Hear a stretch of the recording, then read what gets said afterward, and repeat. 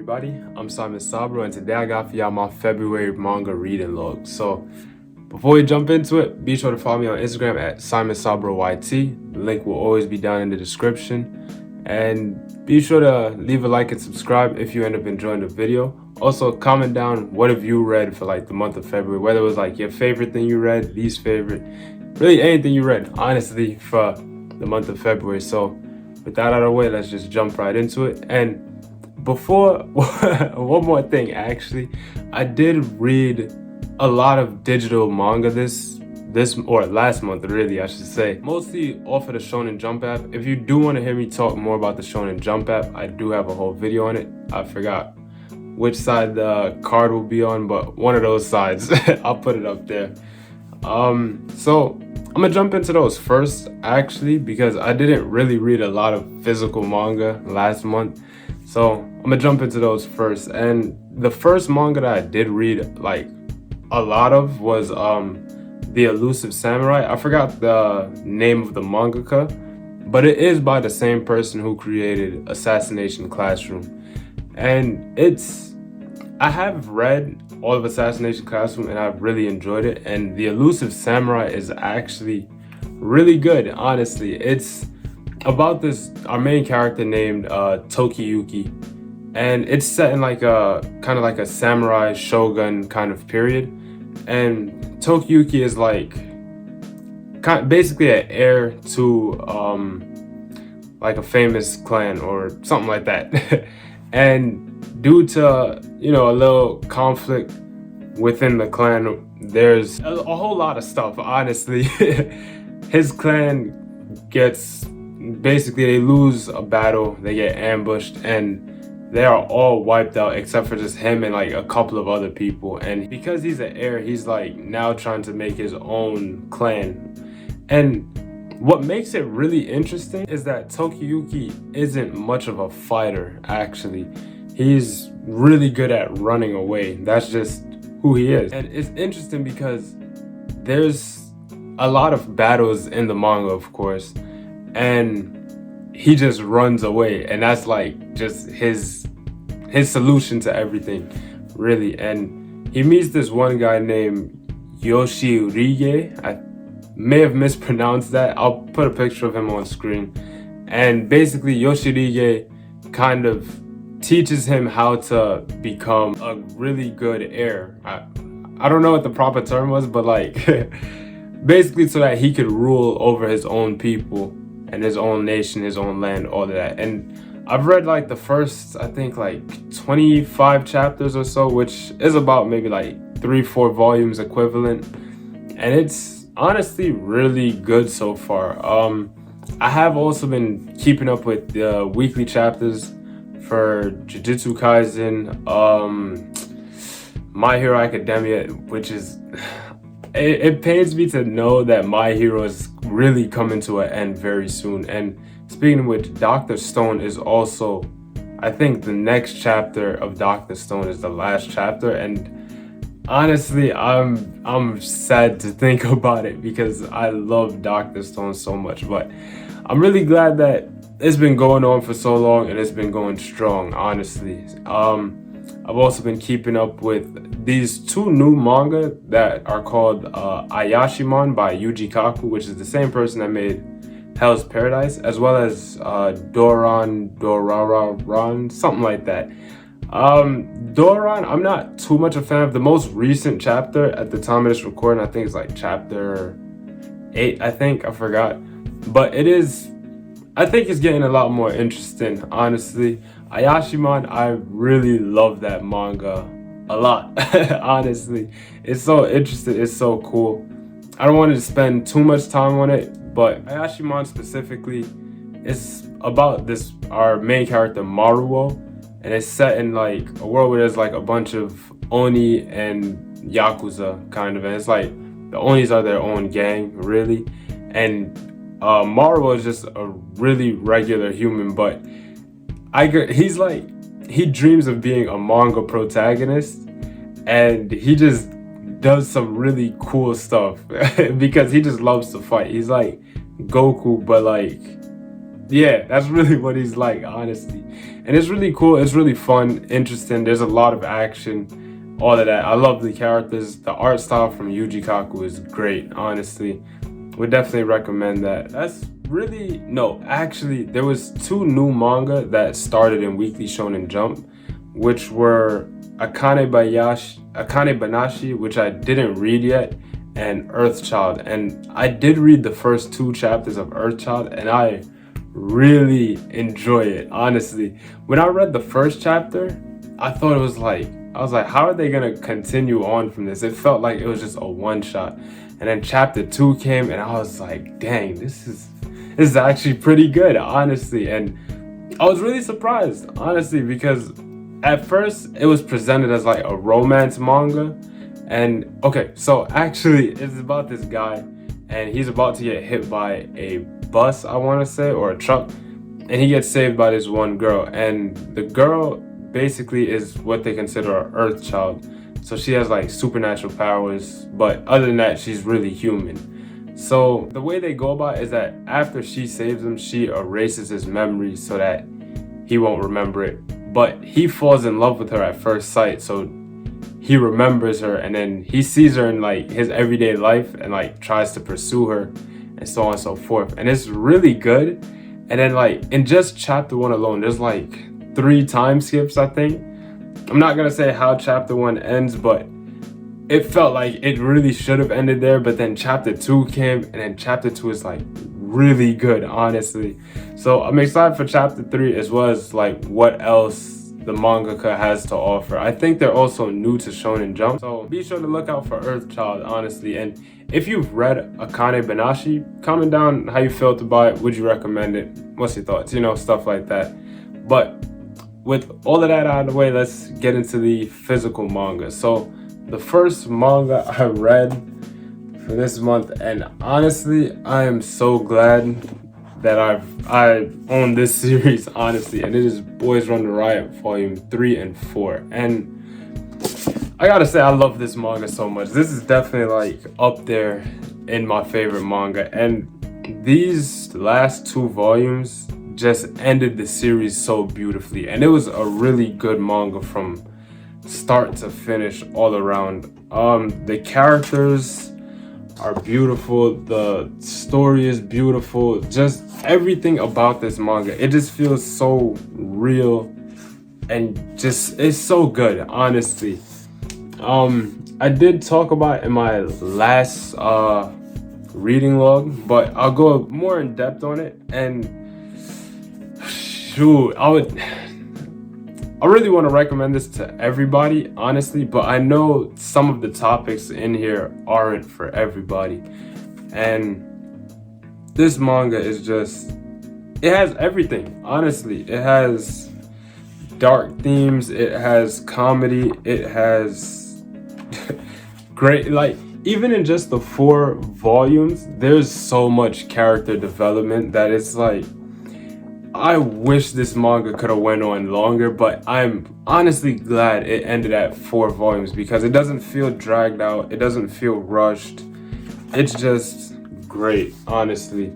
And honestly, there was no better way for them to end off the series. But the manga is about our main character here named Ryoko, but they go by Ryo. And I don't want to get it wrong, but they were born a female but believe they are a male.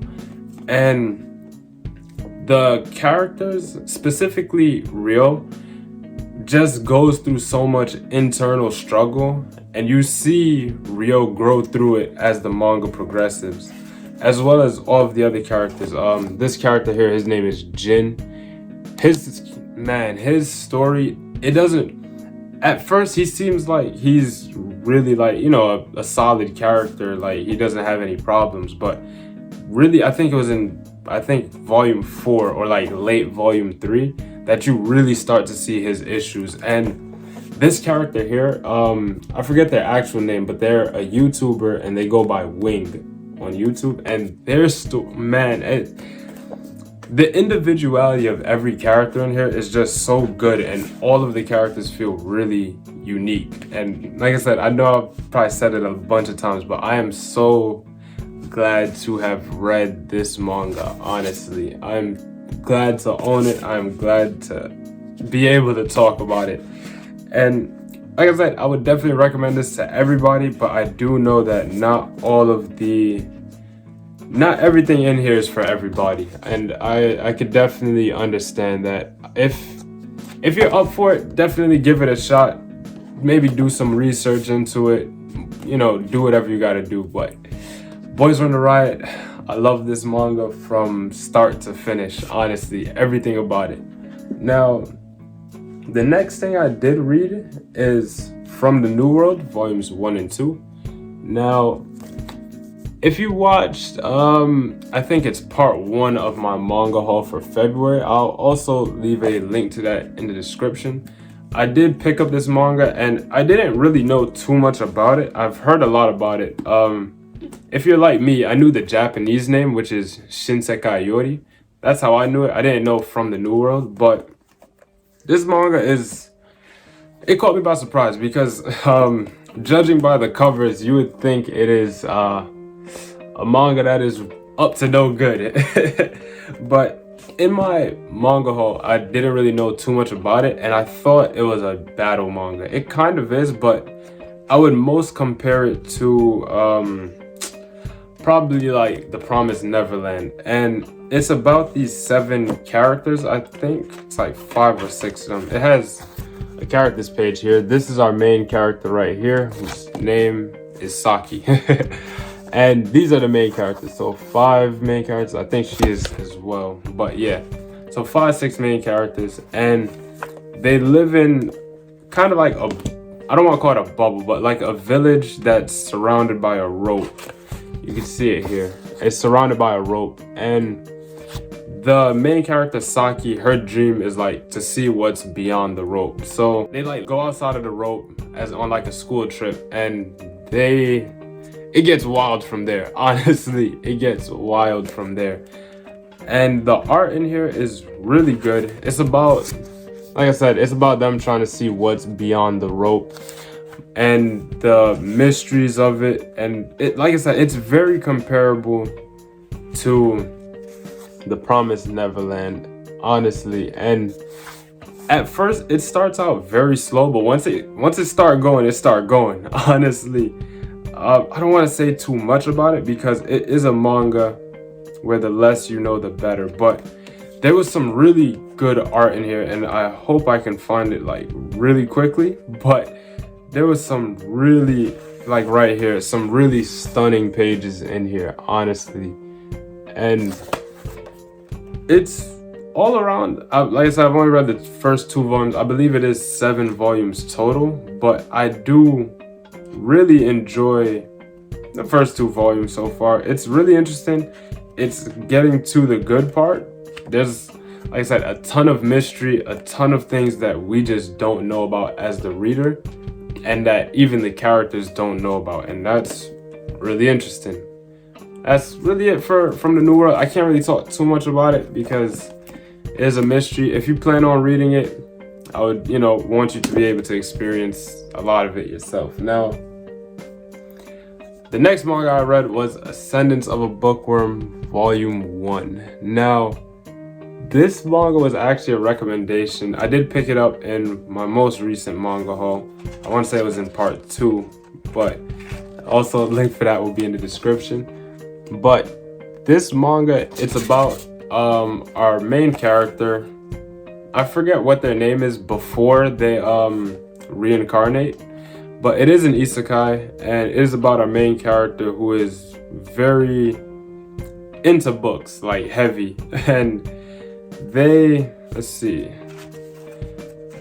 way they die, I don't know if it says it in like the first couple pages, but the way they die is that they get crushed by books, which is pretty funny, as far as the fictional part of it goes. And then they reincarnate as this girl named Mine, which is the girl on the cover. And it's like she reincarnated into this girl like at her early stages in life. So it's not like Mushoku Tensei, for example, where she starts out from birth. But it is very interesting because there's in this world she reincarnates in, there's no books like at all. Only rich people have books, and she reincarnates into a very poor family, so they can't really afford the books. And she loves books like a lot, so her goal is to create her own book. And she hasn't really gotten to that part of even the creation process. She's trying to like make paper just to write on, because even just paper is really expensive. But it is interesting to see, there's some parts in here that remind me of kind of like Dr. Stone, where it's like the main character mind is using her like modern day intelligence to come up with solutions for a lot of the problems. Not like on Senku's level, of course, but still really interesting. I'm definitely going to be picking up more of this, and this is a really thin volume, but it's extremely text heavy, so it did take me a while to finish, funny enough. But Ascendance of a Bookworm, I really did enjoy, honestly, so definitely going to pick up more of it. I would recommend it actually, because it's a really fun story. And the last two manga that I did read, well, we're gonna go one at a time, but had to be here, of course, Call of the Night Volume 6. And Call of the Night and the next manga, it feels like I talk about them in every video at this point, but man, this volume was really good. And I've talked about volumes 4 and 5, and I really enjoyed those volumes, but this volume was just really good. And it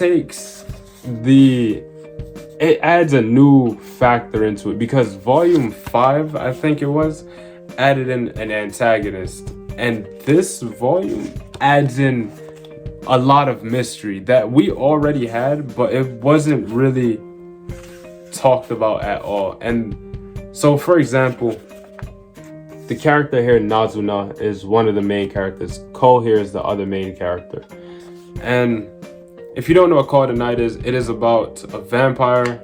It's a vampire story, a vampire love story about our character Ko trying to fall in love with Nazuna, because if he falls in love with her, he'll become a vampire. But it adds, okay, so we find out that the way that this character here, I forgot her name, but she's the antagonist, and the way she's able to kill a vampire is through finding and using an item that is important to that vampire. So because of that, now we get to the point where we're trying to find out more about the vampires to see what their special item is, and we're trying to find out what is Nazuna's special item. And at the end of this volume, it gets interesting. I'm not gonna say too much, but it gets really, really interesting. And as I say every time, the art in here is extremely good. And if you're not familiar with this mangaka, Kotoyama, they made Dagashi Kashi, and this kind of chapter page is in reference to Dagashi Kashi. I'll kind of put a picture of it up on screen, but when I saw that, I was really happy, honestly, because, well, that was really cool. But the art in here is really great. The character designs are great. They added like a little sketch at the end. Hopefully I can find it. And, oh, wait, well, I don't want to show too much of it, but like I said, the character designs are really great. I honestly love this manga a lot. And off of like the first 2 or so volumes, I didn't really enjoy it. It was interesting, but it wasn't too interesting. But now I love this manga. I'm sorry, I love this manga. Also, would definitely recommend to really anybody, actually. It's really good. To me, at least, the first couple volumes were slow, but it's picking up now, and I love it. Now, last manga I read, and like I said, it feels like I talk about this all the time, but Zom 100, Bucket List of the Dead, Volume 6. Now, Volume 5. Okay, but I do this manga. Now, first, I love this cover. I love this cover. It looks really nice. Honestly, I love all of Zom 100's covers, but this volume is different from the rest, because where the rest of them were like kind of just little adventures and whatever. This one actually has kind of like a plot line to it, where there is an antagonist, which is this guy here, who is the antagonist. Yeah, and a couple of his guys, where basically, if you're familiar with it, it's about our main character, Akira, whose goal is to just do anything he can, like he couldn't do it throughout his life, that he just wants to do now before he turns into a zombie. And the other guy's goal is really goes against his, which is his goal is to like just ruin everyone's life before he becomes a zombie, which it's interesting, but I know this conflict isn't gonna last very long, and the manga so far hasn't really introduced any other conflict really, as far as like a bigger mystery or anything like that. This is like the first time a conflict is actually happening. And while I did enjoy the volume, it had a lot of action in it, and it was pretty cool, honestly. I do feel like maybe it's just me, because in the past 4 volumes I've gotten used to all of the comedy, that the action of it now feels kind of out of place a bit. And last volume they introduced this new character here named Beatrix, and in this she was barely even in this volume, honestly. So it was kind of weird, but I can understand why, because this arc, I think it's called like the Hometown of the Dead. Yeah, Hometown of the Dead arc. It's like specifically for Akira's character development, so I can understand why, but still would have liked to see more of her. She is, or honestly, I like all 4 of the characters here. Honestly, I love all 4 of the characters. They're really interesting. Overall, Zom 100 is a really good manga, honestly. So that is really all that I read for this month, or last month I should say. But once again, be sure to comment down what you've read for the month of February. Anything you maybe plan to read for the month of March, plan to pick up, stuff like that. Once again, be sure to leave a like if you enjoyed. Hit the subscribe to see more. Hit the bell so you never miss an upload. And that's all for me. This is Simon Sabro signing out. I'll catch you on the next one.